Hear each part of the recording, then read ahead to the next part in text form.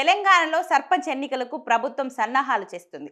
ఇప్పటికే గడువు ముగియడంతో అక్కడ ప్రత్యేక అధికారుల పాలన కొనసాగుతుంది.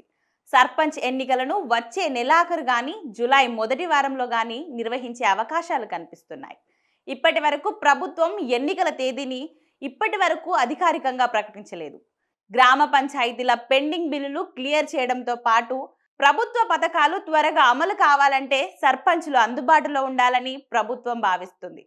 ప్రస్తుతం తెలంగాణలో సర్పంచ్ల పదవీకాలం ముగిసింది. గ్రామాలలో సర్పంచ్లకు అధికారాలు లేకుండా పోయాయి.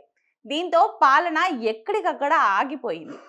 అందుకే వీలైనంత త్వరగా ఎన్నికలు నిర్వహించి ప్రజలకు మెరుగైన పాలన అందించే దిశగా కాంగ్రెస్ ప్రభుత్వం రంగం సిద్ధం చేస్తుంది. త్వరలోనే దీనిపై అధికారిక ప్రకటన రానుంది. ఈ విషయం తెలిసిన ఆశావాహులు మాత్రం ప్రయత్నాలు ప్రారంభించారు. ఓటర్లను ఆకర్షించే కార్యక్రమాలు మొదలుపెట్టారు. మరో నెల 2 నెలల్లో నోటిఫికేషన్ వస్తుంది.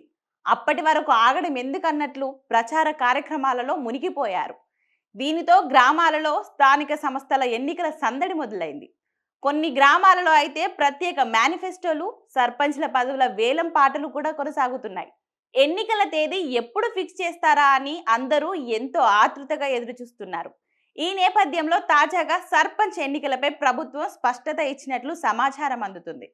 జూన్ చివరి వారం లేదా జూలై మొదటి వారంలో ఈ స్థానిక సంస్థల ఎన్నికలు నిర్వహించాలని రేవంత్ రెడ్డి ప్రభుత్వం నిర్ణయించుకున్నట్టు తెలుస్తోంది.